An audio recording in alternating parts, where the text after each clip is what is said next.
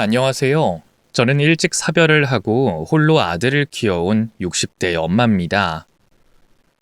제가 평생 잘한 일이라곤 고생하며 자식 키워낸 게 전부인 탓에 제 소개를 할 말도 엄마라는 말 말고는 떠오르는 게 없네요. 그래도 한때는 나도 사모님 소리 듣고 잘 나가던 시절이 있었는데 그 잠시 짧은 시절보다 고생하고 산 세월이 한참 길어서 그런지 이제는 그 오래전 그때가 전부 꿈 같기만 합니다. 젊은 시절 사업하는 남편을 만나 중매 결혼을 했던 저는 남편 잘 만나서 호강하고 산다며 동네에 소문이 날 정도로 돈 잘 버는 남편 덕분에 고생 모르고 살던 사람이었어요. 어려서는 부모님 품에서 철없이 살다가 성인이 돼서는 남편 잘 만난 덕에 사모님 소리 들으며 살았었죠. 넉넉한 형편 덕분에 여유 있는 환경에서 아이를 키울 수 있었던 저는 제가 참 행복한 사람이라 생각했어요. 그때는 돈 걱정도 남편 걱정도 아무것도 걱정할 일이 없다 보니 집안에는 웃음이 끊이지 않았고 늘 좋은 사람들만 만나다 보니 저는 세상이 꽃밭인 줄 알고 살았어요. 하지만 사람 일이라는 건 언제 어떻게 곤란에 처할지 모르는 것이더라고요. 승승장구하며 잘 나가던 남편의 사업이 하루아침에 망하고 남편은 빚만 남긴 채 저와 어린 아들만 두고 세상을 떠나버리고 말았습니다. 아무리 어려운 사정이라도 남편이 있었으면 버티고 살만했을 텐데 돈도 없는데 남편까지 없으니 정말 앞이 막막하더라고요.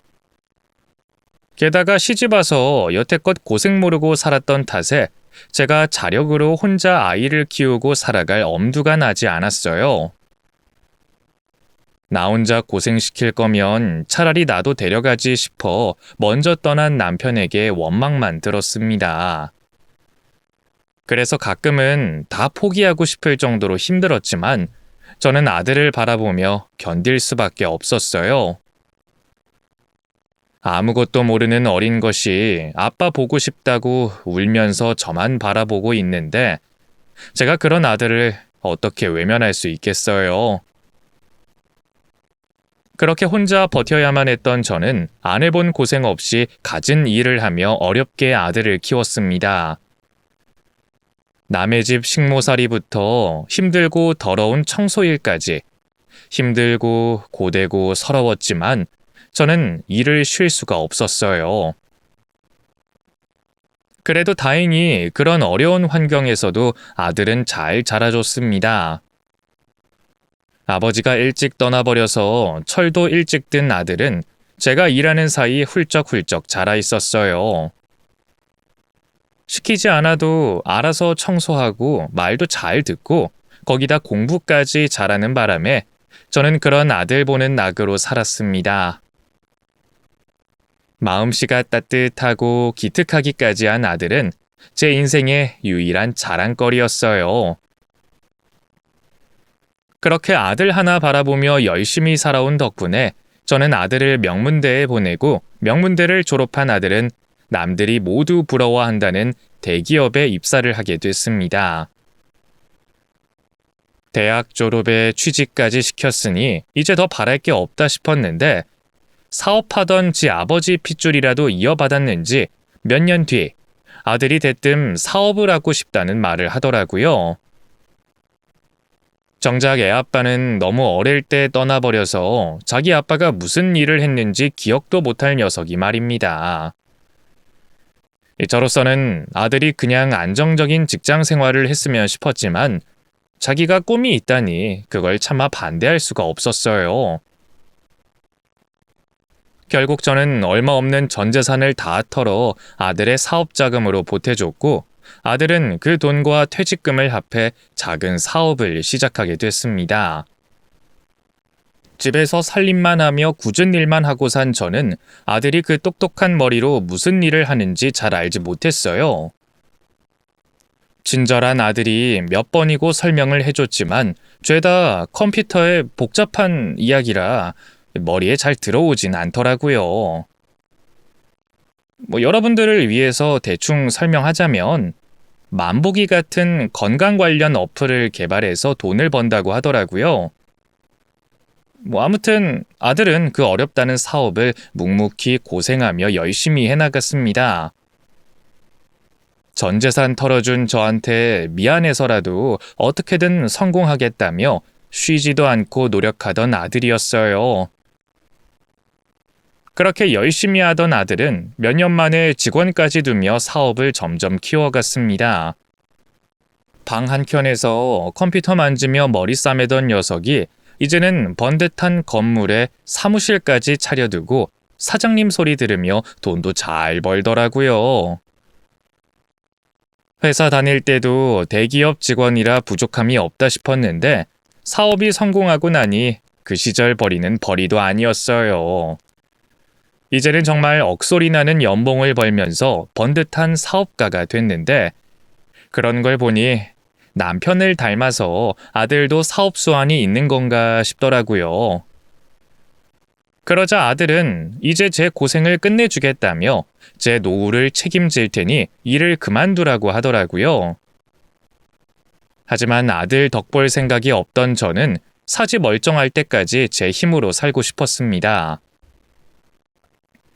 어차피 아들도 결혼해서 가정 꾸리면 독립해서 떠날 거고 나중에 들어올 며느리 볼 낯을 생각해서라도 자식에게 기대어 살고 싶지 않더라고요. 저는 그런 거 바라지 않으니 아들이 그냥 좋은 여자 만나서 결혼이나 했으면 싶었습니다. 하지만 사업에 빠져 바쁘게 사는 아들은 누굴 만날 여력도 없어 보여 걱정이었죠. 그런데 그런 아들이 어느 날 결혼하고 싶은 사람이 생겼다며 여자친구를 데려오더라고요. 어머님 안녕하세요. 이아름이라고 합니다. 만나 뵙게 되어 정말 기뻐요. 지인의 소개로 만나 반년 만에 결혼을 결심했다며 아들이 데려온 아가씨는 이름만큼이나 예쁘고 참한 아가씨였습니다. 정말로 연예인 뺨칠 만큼 예쁘고 키도 크고 마음씨도 곱더라고요. 아들이 데려온 아가씨라 제 눈에 콩깍지가 씌어 그래 보였는지도 모르겠지만 저는 그 아가씨가 마음에 쏙 들었습니다. 그런데 그렇게 예쁜 아가씨에게도 사정이 있어 보였어요. 알고 보니 그 아가씨도 어릴 적엔 부잣집에서 어려움 없이 자랐지만 부모님 사업이 망하며 고생을 많이 했다고 하더라고요. 사실 아름이가 고생을 좀 많이 했어요. 저처럼 어렸을 적에 아버지가 사업에 실패하시면서 그 뒤로 친척집 전전하고 어른들한테 눈칫밥 먹고 살았다 하더라고요. 그러다가 고등학교 시절에 결국 아버지까지 돌아가시면서 돈이 없어서 대학도 포기하고 어머니랑 단둘이 살아왔대요. 저랑 어머니처럼 말이에요. 아이고, 그런 사정이 있었어? 아이, 세상에. 생긴 것만 봐서는 고생 모르고 산 공주님 같은데 어떻게 그런 일을 겪었다니? 그러니까 말이에요. 남들 대학 다닐 때 아르바이트하고 생활비 벌면서 고생 많이 한 사람이에요. 그러니까 어머니가 잘 좀 봐주세요. 친구들은 공부하고 청춘을 즐길 나이에 대학도 못 가고 고생했다는 말을 들으니 저는 그 애가 짠한 마음이 들었습니다. 얘기를 들어보니 사업 실패하고 고생한 스토리가 제가 겪은 일이랑 무척 비슷하다 싶더라고요. 거기다 일찍 아버님이 돌아가셔서 홀어머니랑 단둘이 지냈다니 홀로 자식 키워온 저도 공감할 만한 부분이 많았어요. 그래서 그런지 그 아가씨 얘기를 듣던 저는 젊은 시절의 제 고생이 떠올라 눈물이 아른거렸습니다. 여태 어머니랑 단둘이 어렵게 살아 혼수도 못 해올 형편이라지만 그런 것 상관하지 않고 따뜻하게 품어줘야겠다 생각했죠. 아르민의 집 형편도 어렵고 그래서 결혼 준비는 아무래도 제가 해야 할 것 같아요. 그 어머니가 그런 걸로 타박하실 분은 아니시지만 그래도 알고는 계셔야 할 것 같아서요. 아유, 그래. 결혼이야 다 각자 형편껏 하면 되는 거지. 그래도 우리가 여유가 있으니 얼마나 다행이니. 그것보다는 괜히 시집 오는 입장에 아름이가 속상해할 일이 생기는 건 아닐까 그게 걱정이구나. 미안한 것 없이 그냥 받았으면 좋겠는데 말이야. 그건 걱정하지 마세요. 이미 제가 알아서 할 거라고 얘기해놨고 아름이가 워낙 밝고 건강한 사람이라 분명 고마워할 거예요. 저도 사람인지라 하나뿐인 자식 결혼시키면서 기분도 내고 싶고 받고 싶은 것도 있었지만 그 아이의 사정을 알고는 욕심을 모두 버렸습니다.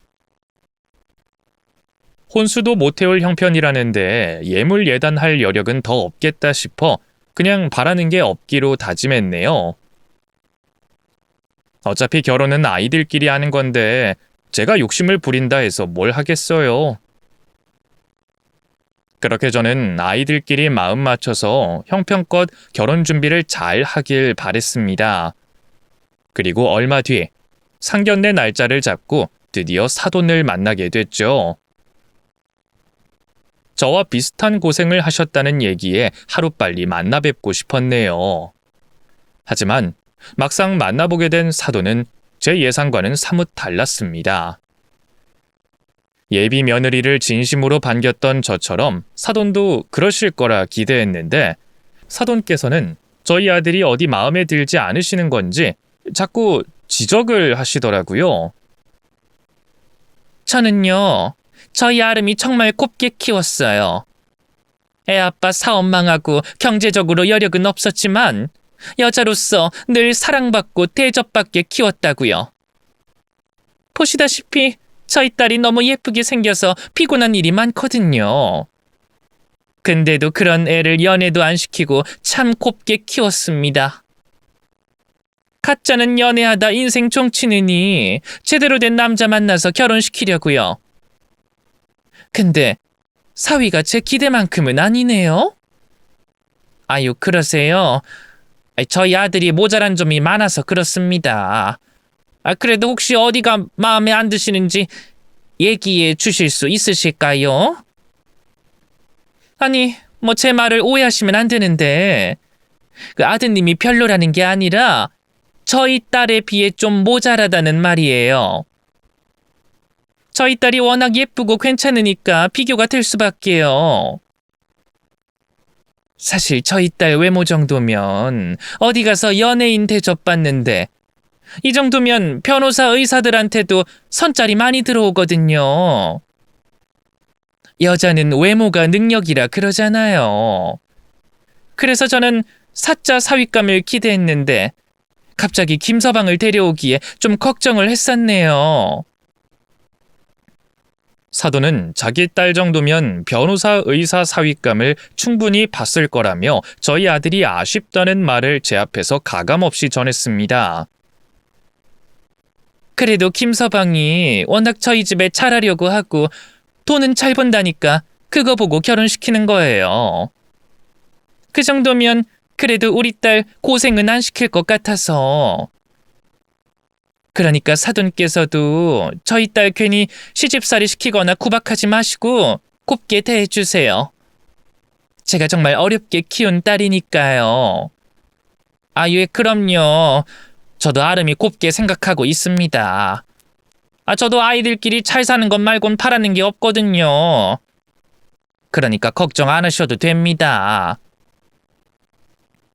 결혼을 반대하는 것도 아니면서 남의 아들이 마음에 안 찬다는 소리는 구태여 왜 하는 건가 싶어 기분이 상했지만 자식 둔 부모 마음을 모르지 않기에 저는 내색을 하지는 않았습니다. 오죽 자식이 귀하면 저러실까 싶어 사돈을 이해해 보려 했죠. 그렇게 상견례를 무사히 마쳤고 아이들은 그 후로 본격적으로 결혼 준비를 해갔습니다. 자기들끼리 다 알아서 한다며 제게 신경 쓸 게 없다고 말했지만 저는 마음이 복잡했어요. 이제는 아들이 돈 걱정 없이 산다지만 그동안 워낙 해준 게 없었던 탓에 아들이 결혼할 때 뭐라도 해주고 싶었거든요. 그래서 저는 일을 더 늘리기로 하고 아름아름 소개를 받아 한 산부인과의 병원 청소를 시작하게 됐어요. 오후에 가서 간단히 청소만 하는 일이라 어려운 것도 없고 걱정할 것 없는 일이었죠. 거기 젊고 예쁜 의사 선생님이 유독 친절하셔서 힘든 일이 있을 게 없더라고요. 우리 아들 또래로 보이는 산부인과 선생님이 청소부인 저한테도 잘해주시고 늘 밝게 인사를 건네주셔서 볼 때마다 저까지 기분이 좋아지는 듯 했어요. 그래서 일이 힘든 줄도 모르고 계속 거기서 일하고 싶다 생각이 들더라고요. 아주머니, 점심은 드셨어요? 안 드셨으면 저희 휴게실 오셔서 떡 좀 드세요. 저희 병원 환자분이 떡을 좀 가져다 주셨는데 아주 맛있더라고요. 식사하셨어도 간식으로 드세요. 아유, 그 병원 식구들 먹을 것도 없을 텐데 어떻게 내 몫까지 나눠요. 나는 괜찮으니까 선생님 다 드세요. 에이, 콩 한 쪽도 나눠 먹는 게 정이라 그러는데 어떻게 그래요. 저희는 벌써 다 먹었고 아주머니 드실 만큼 있으니까 드시고 싶은 만큼 드세요. 그리고 청소하다가 힘드시면 휴게실 오셔서 쉬시고요. 절대로 무리하지 마시고 쉬엄쉬엄 하세요. 아셨죠? 보통 남의 건물 청소를 다니면 무시를 당하는 게 보통 일상이에요. 저도 일하러 간 주제에 대접받는 걸 바라는 건 아니지만 청소를 한다는 이유로 사람을 밑으로 보고 함부로 대하는 사람들이 더 많거든요. 특히나 배울 만큼 배웠다는 사람들이 더 그러더라고요. 그런데 그 선생님은 매번 너무 착하고 친절했어요. 제가 청소하다가 힘들까봐 걱정해주고 쉬엄쉬엄 하라면서 병원 식구들 쓰는 휴게실까지 열어주셨거든요. 어쩜 이렇게 마음 씀씀이가 예쁜지 저는 그 선생님을 볼 때마다 저런 딸이 있으면 얼마나 좋을까. 저도 저런 딸이 있으면 참 좋겠다 싶은 겁니다. 하지만 저도 곧 딸 같은 며느리가 들어오니 남부러워하면 욕심이다 싶었어요. 그래서 며느리에게라도 잘해주고 싶었지만 그것도 쉬운 일은 아니었네요. 그쯤 아들과 며느리는 결혼 준비로 많이 바빠 보였습니다. 아들은 알아서 할 테니 괜찮다는 말만 하고 며느리한테는 혹시 불편할까봐 연락도 못하고 뭔가 도와줄 게 없나 고민만 하고 있었어요.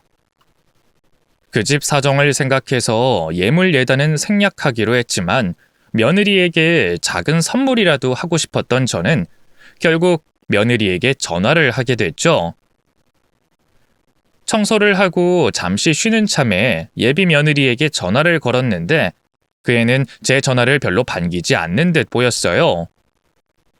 아름이니? 나다. 그 요즘 결혼 준비하느라 바쁘지? 그렇죠. 안 그래도 지금도 너무 바쁘네요, 어머님. 아이고, 그래. 네가 고생이 많다. 안 그래도 내가 그것 때문에 전화를 했어. 니들 하도 바빠 보이는데 뭐 도와줄 건 없나 해서 말이야. 도와주신다고요? 어머님이 뭘 도와주시려고요? 이미 저희들끼리 다 준비했는데 어머님이 뭐 하실 게 있으시다고요? 아유, 그렇지.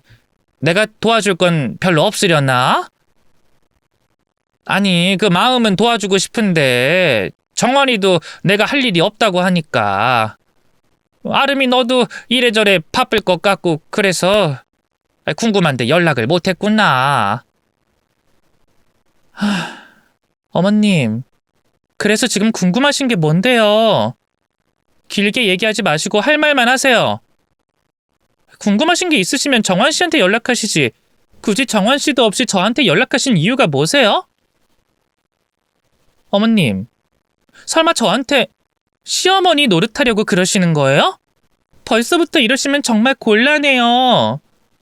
어머님이 자꾸 이러시면 저 부담스럽고 불쾌하다고요. 뭐? 아니다. 그 시어머니 노릇이라니. 그런 거 아니야. 아니, 나는 그냥 너희들을 도와주고 싶어서.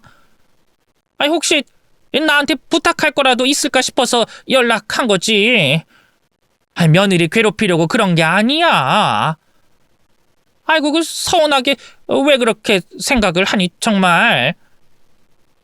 어머님, 서운해 하시는 것도 너무하신 거예요. 제가 그렇게 생각하는 게 당연한 거죠.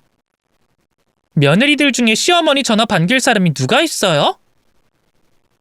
그리고 제가 돈이 없는 거지 엄마가 없나요? 어른 도움 필요했으면 친정 엄마한테 부탁하겠죠. 어머님 지금도 이러시는데 제가 불편해서 어머님한테 무슨 얘기를 하겠어요? 정 도와주고 싶으시면 돈이나 보태주시던가요. 그러냐?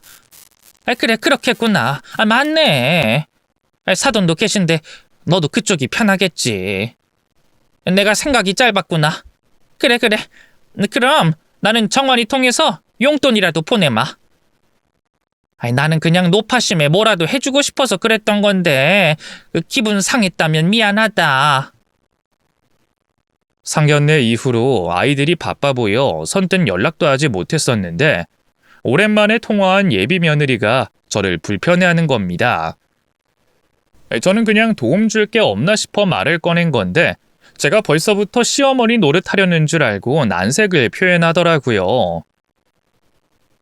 별 말을 하지도 않았는데 과민 반응하는 며느리에 속이 상했지만 그 애도 결혼 준비하려니 스트레스가 많아서 그럴 거라 생각하며 어떻게든 예비 며느리를 이해해 보려고 했어요. 하지만 시간이 지나도 며느리와 저는 쉽게 가까워지기 어려웠습니다.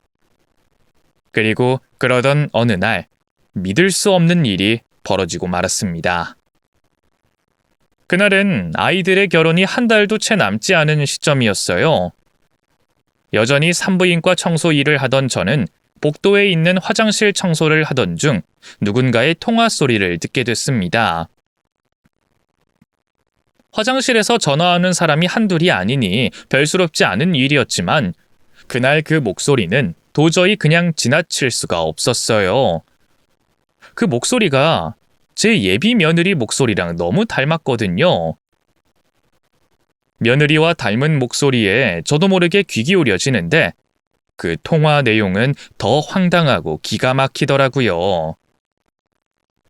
산부인과에 검진을 받으러 온 아이 엄마가 숨겨둔 애인과 통화하는 내용 같았는데 아무래도 심상치 않았어요.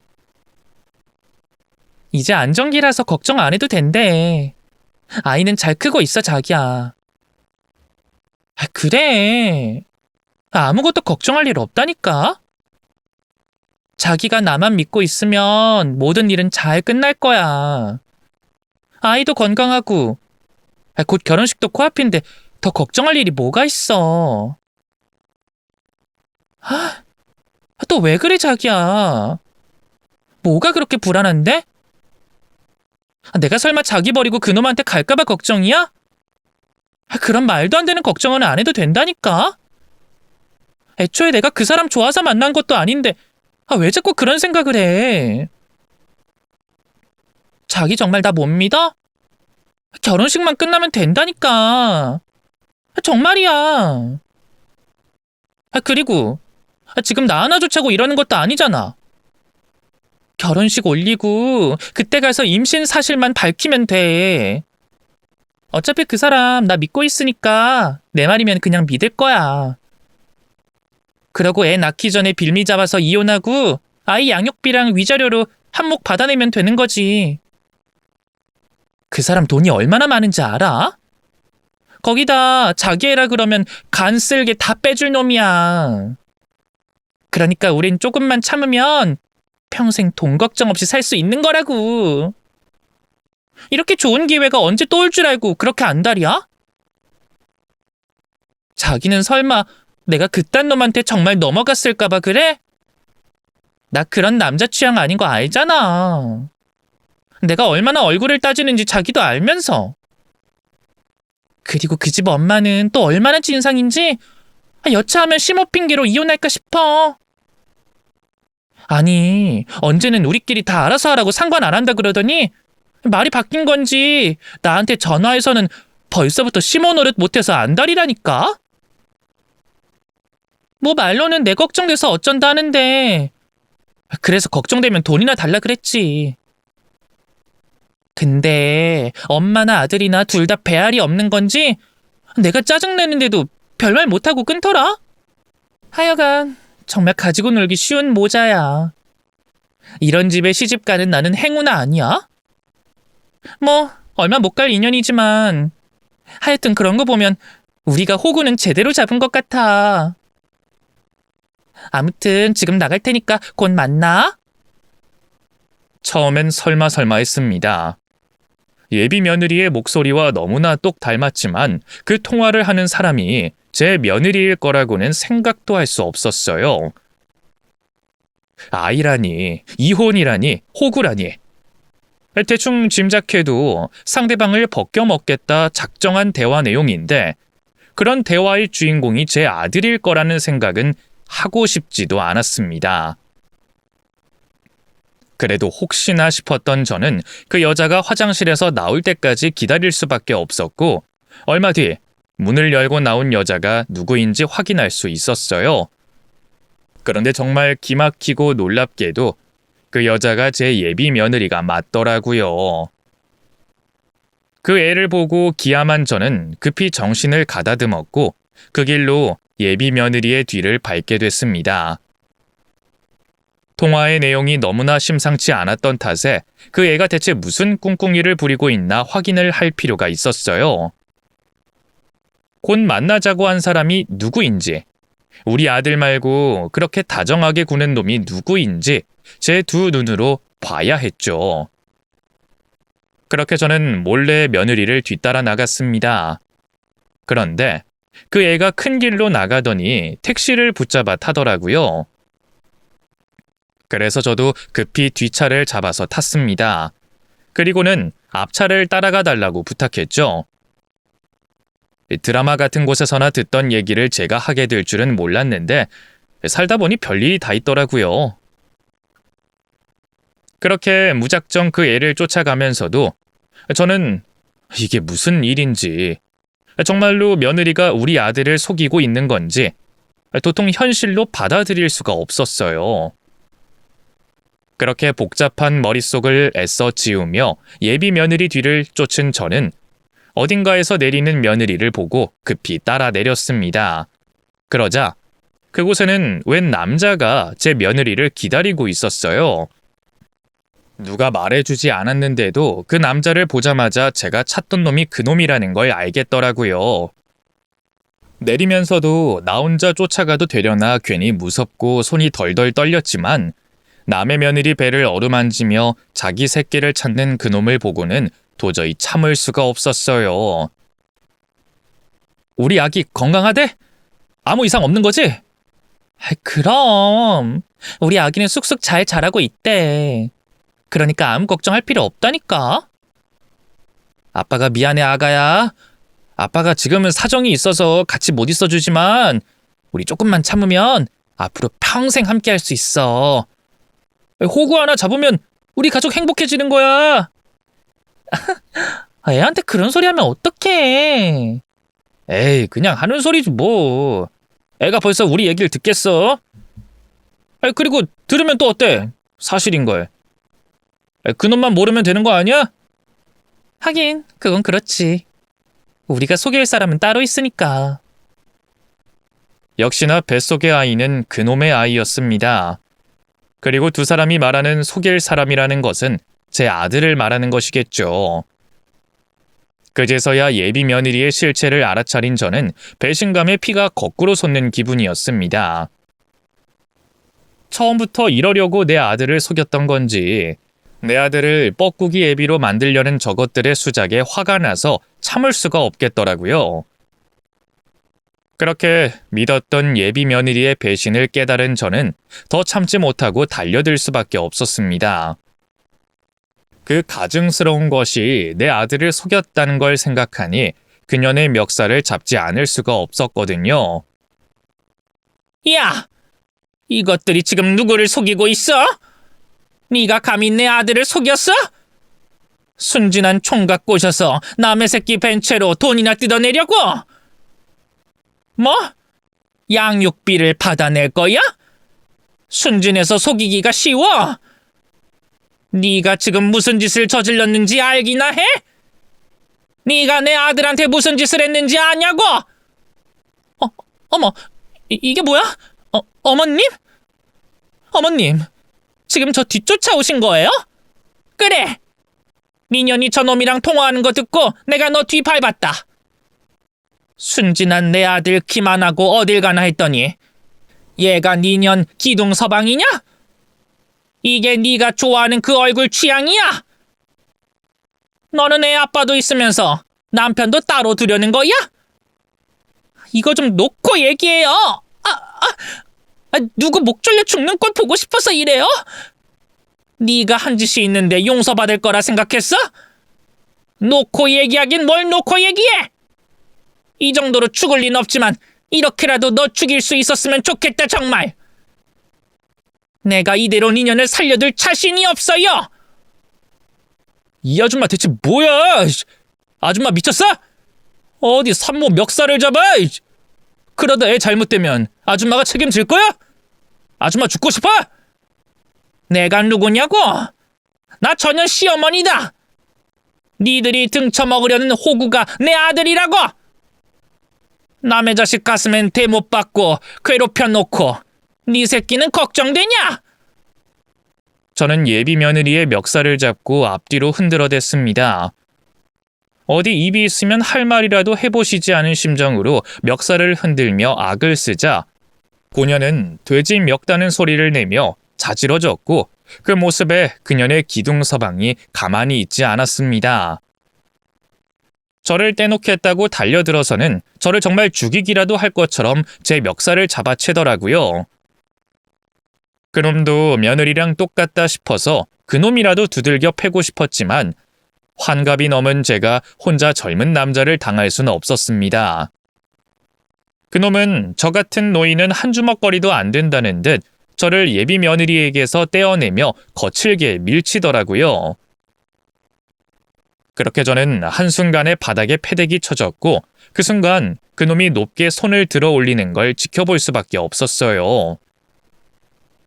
자기 애벤 여자를 건드렸다고 저한테 분풀이를 하려는 거겠죠. 때려주고 싶은 사람이 누군데 지가 성질인지 황당했지만 혼자인 저는 아무 힘도 없었어요. 어떻게든 그놈을 혼자 상대해 보려고 바짓가랑이를 붙들고 해봤지만 그놈은 그런 제가 귀찮다는 듯 순식간에 제 몸을 걷어차 버리더라고요. 그렇게 저를 떼어낸 후 다시 저를 때리려는 그놈을 보고 눈을 질끈 감은 그때 지나가던 행인이 저를 도와줬습니다. 당신 지금 뭐 하는 거예요? 당신 지금 노인을 때리는 거예요? 아니 이 사람들 봐라. 지금 젊은 사람 둘이서 힘없는 노인한테 뭐 하는 짓이야? 아이고 젊은이 나 좀 도와줘요. 제발 나 좀 도와주세요. 당신 이 할머니 알아요? 둘이 아는 사이야 뭐야? 아는 사이는 아니지만 약자를 괴롭히는 건 안 되지. 이 할매가 당신 엄마라도 돼? 그런 것도 아닌데 왜 참견이야? 우리가 괜히 이러는 줄 알아? 이 여자가 먼저 달려들었다고. 먼저 멱살 잡고 난리 피운 건 이 노인네인데 왜 우리가 괴롭히는 거야? 아무것도 모르는 주제에 남의 일에 끼어들지 마. 할머니는 별 힘도 못 쓰고 당하기만 하시던데 애초에 젊은 사람들한테 노인이 당할 수가 있겠어요? 할 말 있으면 대화로 풀던가. 이거 다 노인 학대입니다. 노인 학대는 무슨... 그럼 이 여자는 임산부인데 이 할머니는 아동 학대한 건가? 아무튼 시시비비는 경찰서 가서 따지시고요. 지금 경찰 불렀으니까 다들 꼼짝하지 마요. 특히 거기 남자분. 할머니한테 손대시면 큰일 날 줄 알아요. 제가 지금 다 보고 있으니까 잘못하면 당신 폭행으로 감옥 갈 수도 있어. 뭐? 경찰? 누구 마음대로 경찰을 불렀어? 나 진짜 웬 잡놈이 끼어들어서 일을 크게 만들고 있어. 다행히도 그 청년이 그놈을 말려주고 경찰에 신고까지 해줘서 저는 더한 봉변을 피할 수 있었습니다. 행여나 지나가는 사람이 아무도 없고 누가 절 도와주지 않았더라면 저는 그날 길바닥에서 피를 흘린 채 쓰러져 있었을지도 모르겠네요. 그러니 제게는 그 청년이 은인이나 다름없었습니다. 다행히 곧바로 경찰들이 도착했고 그렇게 저희는 모두 경찰서로 향하게 됐습니다. 저를 도와줬던 그 청년도 목격자가 되어 같이 경찰서로 가게 됐어요. 난생 처음 경찰서에 가게 되며 두려워하는 저를 달래준 청년은 끝까지 저를 도와주겠다며 저를 안심시켜줬습니다. 아주머니, 너무 걱정하지 마세요. 제가 다 봤으니까 경찰서에서 진술하면 저 사람들 벌 받을 거예요. 아유, 고마워요, 정말. 정말로 고마워요. 하마터면 내가 그 자리에서 그대로 당할 뻔했지 뭐야. 나도 미련하게 순간 화가 나서 달려들었다가 이 사단이 나서. 그러게 혼자는 너무 위험하셨어요. 저 남자가 작정하고 해코지라도 했으면 어쩔 뻔하셨어요. 근데 대체 무슨 일이래요? 어쩌자고 임신한 여자를 쫓아가셨어요. 그 임신한 여자가 내 예비 며느리예요. 우리 아들이랑 다음 달에 결혼식 올리기로 했다고. 근데 그 여자 뱃속에 저놈 애가 있다는 거야. 내가 그 얘기를 듣고 가만히 있을 수가 있어야지. 예? 그럼 지금 저 두 사람이 불륜이라는 거예요? 그것뿐만이 아니에요. 우리 아들은 아무것도 모르고 있는데 저것들이 그걸 비밀로 하고 우리 아들을 등쳐먹으려고 하는 거야. 예비 며느리라는 애가 남의 애를 패놓고 내 아들이랑 뻔뻔하게 결혼을 하려고 한다고요. 그래서 애 낳자마자 양육비만 받아내서 이혼하겠다고 작정을 했더라고. 우와, 정말 나쁜 사람들이네요. 어떻게 그런 짓을 할 수 있어요? 제가 끝까지 도와드릴 테니까 걱정하지 마세요. 어떻게든 벌 받게 해야겠네요.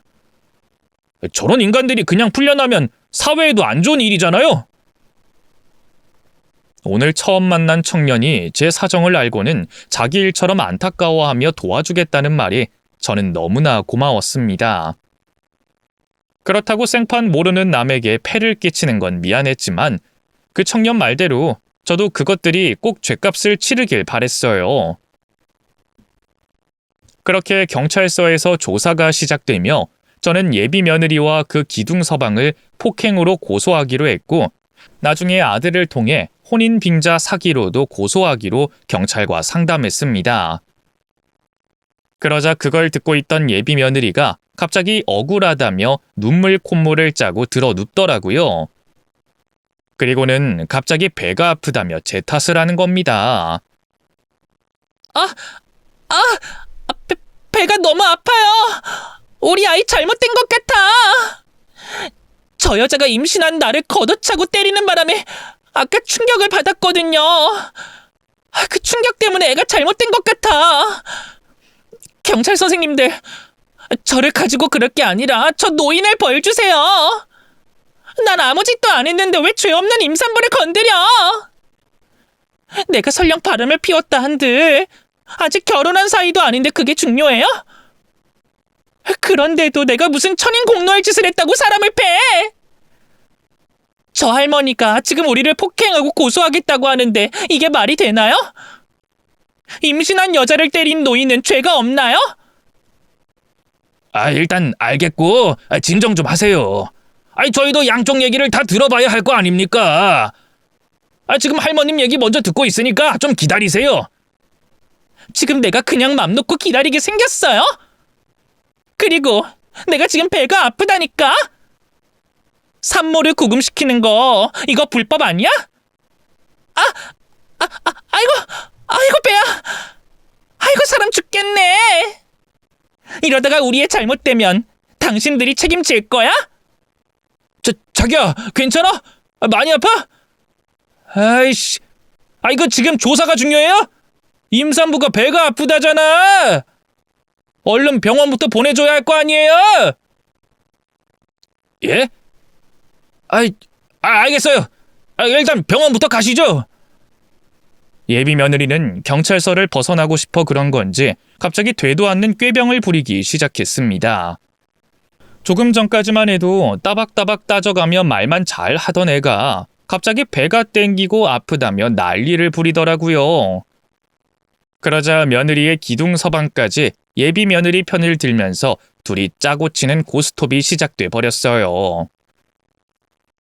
뱃속의 아이를 인질 삼아 난동을 부리는 바람에 경찰들마저 당황해하며 어쩔 줄 몰라 하더라고요. 이렇게 경찰서를 벗어나면 다시는 못 잡는 걸 아닐지 저는 걱정이 됐죠.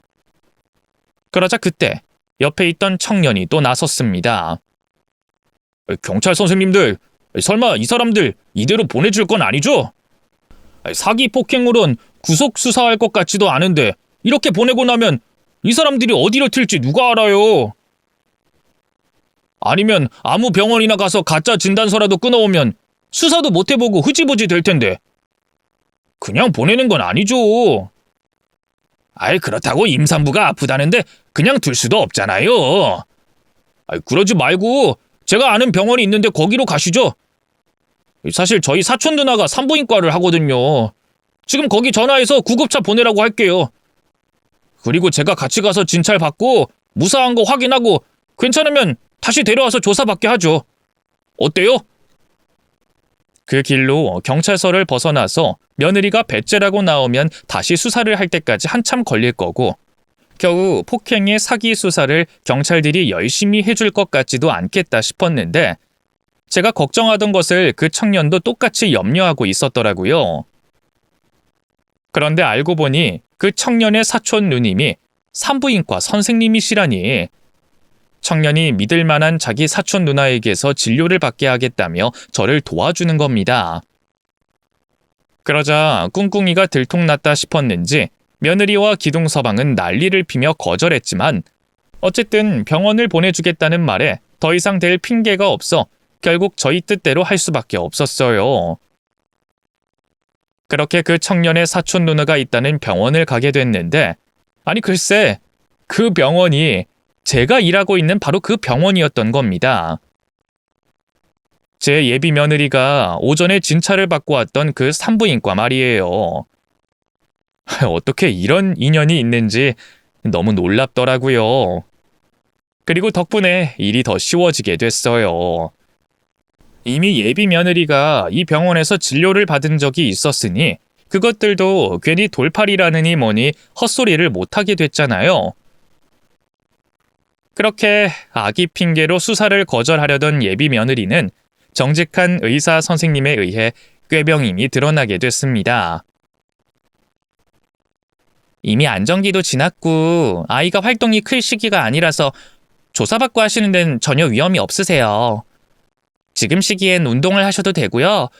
활동적으로 지내셔도 되거든요. 근데 뭐 구속수사도 아니고 그냥 조사받는 정도는 충분히 가능하죠. 배가 아프다고 하셨는데 검사 결과로는 특별히 이상이 없네요. 산모도 아이도 아주 건강해요. 거 봐요. 이 여자가 지금 조사받기 싫어서 꾀병 부린 거라니까. 나 참 어이가 없어서. 아이 내세워서 발악하면 그만인가? 그럼 이제 됐으니까 다시 조사받으러 갈 수 있는 거죠? 경찰 선생님들, 저 인간들 죗값을 탈탈 털어주세요. 저는 그 청년과 의사 선생님께 너무나 감사했습니다. 어떻게 이렇게 든든한 편이 되어주시는지 하늘에서 저를 도우러 온 천사처럼 느껴지더라고요. 덕분에 아무렇지 않다는 진단을 받은 예비 며느리는 다시 경찰서로 향해야만 했습니다. 그리고 그 사이 저는 저희 아들에게 연락할 수밖에 없었어요. 아들이 이 상황을 알면 얼마나 큰 상처를 받을까 싶어서 알리고 싶지 않았지만 당사자의 일이다 보니 숨길 수가 없는 일이었습니다. 그리고 그것들을 제대로 죗값을 치르게 하기 위해서라도 당사자인 제 아들이 직접 나서야만 했어요. 어머니, 어디 계세요? 나 여기 있다, 정환아. 엄마 여기 있어. 아니, 어머니, 아니 이게 대체 무슨 일이에요? 경찰서로 와달라뇨? 아니, 어머니가 경찰서를 들락거리실 일이 뭐가 있으시다고? 아이, 그게 일이 그렇게 됐다. 근데 내가 잘못한 건 아니고 내가 피해자야. 그리고 너도 당사자인 네가 고소장을 써야 한다 그래서 부른 거야. 예? 고소장이라뇨? 그건 또 무슨 이야기예요? 어머니가 피해자라니. 누구한테 피해를 보신 건데요? 그게 네 약혼자 말이다. 그 아름이 때문에. 예? 아름이가 왜요? 자기야. 자기는 왜 여기 있어? 저는 말 한마디 떼기가 너무 힘들었습니다. 대체 이 기막힌 상황을 아들에게 어떻게 말을 해야 하는지, 뭐라고 설명해야 할지 도통 모르겠더라고요. 그래서 조심스럽게 설명을 하려고 하는데 그때 아들이 먼저 경찰서에 있던 예비 며느리를 발견하게 됐어요. 저와 그 애까지 한 공간에 있는 것을 보고서야 아들은 뭔가 상황이 잘못됐다는 것을 깨달은 듯 했습니다. 그 짧은 잠깐의 시간, 자신의 약혼녀를 보고 반가워하다가 제 굳은 얼굴을 보고 상황 파악을 하며 점점 굳어져가는 아들의 얼굴을 지켜보는 게 너무 마음 아프고 괴로웠어요. 정환아, 미안하다. 상황을 이렇게 만들어서 미안해. 글쎄요. 아직 무슨 일인진 모르지만 아마 어머니가 미안해하실 일은 아닌 것 같은데요. 어머니, 걱정하지 마세요. 지금부터는 제가 알아서 할게요. 어머니는 괜히 마음 아프게 억지로 설명하실 필요 없으세요. 그 전에 어머니, 지금 몸은 어떠세요? 어디 아프신 데는 없으세요? 나야 괜찮지. 엄만 멀쩡해. 글쎄요. 어머니가 저 대신 어떤 난리에 휘말리셨는지 대충 짐작이 되는데 그 와중에 괜찮으셨을 리가 없잖아요. 지금 어머니가 쓰고 계신 고소장도 폭행 고소장인걸요? 아니야. 이건 그래도 당한 게 있으니 갚아주려고 그러는 거고 엄마는 정말 괜찮다. 물론 고소장 접수하려면 병원에 가야 한다고 하긴 하더구나. 그러시면 정말 다행이지만 혹시라도 어머니 몸에 이상이 있다거나 후유증이 남는다면 저 못 참을 것 같네요. 어머니한테 상처 준 인간들 제가 가만히 둘 수가 없을 것 같아서요. 아무튼 그럼 저는 따로 형사들 만나볼게요. 그 여자랑 대화도 앞으로 제가 할 테니까 어머니는 대충 마무리하시고 병원부터 가보세요. 이왕이면 입원까지 하시면 더 좋고요. 나이롱 환자처럼 보이더라도 이왕 고소할 거면 확실한 게 좋으니까요. 그렇게 저는 뒤처리를 아들에게 맡기고 병원으로 먼저 향했습니다. 폭행으로 고소장을 접수하려면 진단서가 필요하다고 하니 진단서를 떼는 게 먼저였거든요. 그래서 급히 병원으로 갔더니 긴장이 풀려서 그런 건지 그제서야 갑자기 온몸이 아프기 시작하는 겁니다. 아까는 너무 흥분해서 몰랐던 건지 넘어질 때 꼬리뼈를 다치고 허리를 다쳤던 모양이었어요. 침대에 눕자마자 꼼짝도 못하겠는 것이 정말 아프더라고요. 덕분에 저는 전치 8주의 진단을 받게 됐고 그 정도의 진단이면 폭행 고소에 아주 유리하다는 말을 듣게 됐습니다. 나중에 아들은 제 상태를 보고 속상해하며 걱정했지만 저는 덕분에 그것들에게 조금이라도 더 벌을 줄 수 있겠다 싶어 오히려 좋더라고요. 절대로 합의를 해줄 생각이 없는 저는 그것들이 꼭 처벌을 받길 원했습니다. 결국 제가 끝까지 합의를 하지 않아 형사처벌로 넘어가게 됐고 그러자 일이 커지게 됐어요. 알고 보니 예비 며느리의 기둥서방인 그놈이 폭행 절도로 소년원부터 감옥을 들락거린 자법이었던 겁니다. 그 당시에도 폭행으로 형을 살다가 집행유예를 받고 나와 있었던 건데 집행유예 기간에 또 폭행 사건이 벌어졌으니 다시 감옥살이를 해야 하는 형국이었죠. 그리고 이제는 며느리라고 부르고 싶지도 않지만 아무튼 그 애는 폭행으로 벌금형을 받았어요. 초범의 임산부라는 이유로 큰 죗값을 치르지 않았던 거죠. 하지만 저희 아들이 모든 것을 알게 되고 나며 그 애도 순탄치는 않게 됐네요. 먼저 아들은 민사 고소를 걸어 그동안 그 집 모녀에게 드렸던 금전적 도움을 전부 받아내기로 했습니다. 혼인빙자 사기에 금품 갈취까지 얹어서 법적 싸움을 시작하게 된 거죠. 뭐 저희 아들이야 남는 게 돈이고 시간이니 비싼 변호사 써서 소송 가면 그만이지만 그것들은 더 뜯어먹을 신랑이 없으니 답답한 상황이었을 거예요. 거기에 애아빠는 폭행으로 감옥에 가버리고 그애 혼자 미혼모가 되어 애를 낳아 키우게 됐으니 그 애에게는 그것보다 더 큰 벌은 없지 않을까 싶습니다. 그렇게 시원섭섭하게 상황이 끝나며 저희 모자에게도 드디어 안정이 찾아오게 됐습니다. 말 못할 일을 겪으면서 아들이 행여 나쁜 생각이라도 하지 않을까 전전긍긍했는데 다행히도 아들은 큰 문제 없이 잘 견뎌줬어요. 처음에는 결혼까지 생각했던 여자에게 철없이 속았다는 생각에 속이 상하기도 했지만 시간이 지나니 그 마음이 오히려 분노가 되어 복수심이 들끓었다 하더라고요. 덕분에 그 복수심을 원동력 삼아 힘든 시간을 버텨줬고 1년이 넘도록 걸린 소송에서 모두 이기며 합당한 보상을 받을 수 있었던 게 아닌가 싶습니다. 아이, 엄마는 정환이 네가 못 버티고 괴로워서 고통받으면 어쩔까 걱정이 많았어. 근데 다행히 네가 잘 이겨내줘서 다행이다 싶구나. 어머니는 제가 그렇게 약한 놈으로 보이세요? 저도 이제 제 앞가림 정도는 해야죠. 어머니가 걱정하실 만큼 저 나약한 놈 아니에요.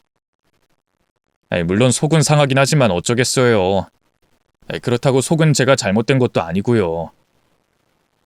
세상엔 나쁜 인간들이 정말 많은 것 같아요. 그런 사람들을 평생 안 만나면 다행이겠지만 그런 행운만 바라고 있을 순 없잖아요. 앞으로 이런 일 없으면 되니까 그냥 인생 공부했다고 생각해야죠. 그리고 저는 오히려 다행이라 생각해요. 어머니 아니었으면 결혼식 올리고서도 끝까지 의심 못했을 텐데 어머니가 먼저 알아차려서 도와주신 덕분에 제가 일을 잘 해결한 거 아닐까요? 전부 어머니 덕분이에요. 되려 제게 고맙다고 말하는 아들을 보며 저는 그제서야 안심을 할 수 있었습니다. 아버지 없이 혼자 아들을 키우다 보니 아들을 너무 유약하게 키우는 게 아닐까 늘 걱정이었는데 이렇게 똑똑하고 야무지게 자라준 아들을 보니 이제는 더 이상 그런 걱정을 하지 않아도 되겠다 싶더라고요. 그리고 앞으로는 저는 그런 아들을 믿고 따라주려고 합니다. 제 아들이 마음이 고와서 그런 몹쓸 것에게 당했지만 언젠가 그 예쁜 마음을 진심으로 알아주고 보듬어주는 짝이 나타날 거라 기대했어요. 그리고 얼마 뒤 저는 그 기대에 응답을 받게 됐습니다. 응? 아이, 청환이 네가 병원까지 웬일이야? 오늘도 엄마 데리러 온 거야? 아유, 엄마 이제 혼자 다닐 수 있다는데 왜 자꾸 데리러 오니? 너도 바쁠 텐데. 어머나, 아이, 선생님도 이제 퇴근하세요? 아이, 고생 많으셨어요. 저도 이제 들어가 보려고요. 아유, 여기 저희 아들은 알고 계시죠? 아이, 저희 아들이 저 걱정돼서 데리러 온 모양이에요. 예, 저도 정환 씨 알고 있어요, 어머님. 어머, 아이, 선생님이 저희 아들 이름까지 기억하세요? 그게 저 어머니 저희 진지하게 만나보기로 했어요. 어머님, 저 정환 씨랑 사귀기로 했어요. 저 예쁘게 봐주세요. 참 인연이란 게 알다가도 모를 일입니다. 저희 병원 선생님의 사촌 동생에게 도움을 받은 뒤로 제가 선생님과 부쩍 가깝게 지냈는데 저희 아들이 감사 인사를 드린다며 안면을 트더니 그 사이에 둘이 무슨 연분이 생겼나 봅니다. 아들이 제 걱정이 된다고 종종 퇴근길에 저를 데리러 오곤 했었는데 그때마다 둘 사이에 교감이 있었던 거죠. 그렇게 두 사람이 언제 저 몰래 마음을 키웠던 건지 어느 날 제게 교제 사실을 알려왔지 뭐예요. 생각도 못했던 일이라 처음엔 당황했지만 저는 이내 얼굴에 펴지는 웃음을 지울 수가 없었습니다. 진작부터 선생님을 좋게 보고 있었는데 거기다 은혜를 입어 감사한 마음까지 더해져서 선생님께 늘 감사했던 저였네요. 딸이었으면 좋겠다 싶은 귀한 아가씨가 저희 아들과 만나준다니 이보다 더 기쁜 일이 어딨겠어요? 얼굴도 예뻐, 마음은 더 예뻐. 거기다 의사 선생님으로 능력까지 출중하신 분이신데 말이에요. 그런 두 사람이 예쁘게 만나고 있다니 저는 기쁨을 주체할 수 없었어요. 젊은 사람들 말로는 똥차 가면 벤츠가 온다 그러더니 악연이 지나고 인연이 찾아온 모양입니다. 그렇게 교제를 시작한 두 사람은 이제 곧 몇 달 뒤 결혼식을 앞두고 있습니다. 연애하는 와중에도 싸우는 일 한 번 없이 잘 맞아 보이더니 결혼 준비 과정에서도 그 흔한 잡음 하나 없네요. 저도 괜히 이런 말 하고 싶진 않지만 공부 잘하고 똑똑한 며느리는 다르긴 다르더라고요. 가정교육을 잘 받은 티가 난다 싶더니 사돈 내외도 얼마나 덕망 있으시고 인품 좋으신지 몰라요. 그래서 어려운 형편에서 자주 성가한 저희 아들을 무척이나 기특하고 대견하게 생각하신답니다. 덕분에 저는 좋은 사돈과 좋은 며느리를 얻게 됐네요. 그러니 이제 저도 아들 걱정은 그만해도 되지 않을까 합니다. 여러분들도 저희 아들의 결혼을 축하해 주시길 바라며 제 이야기는 여기서 마칠게요. 안녕히 계세요.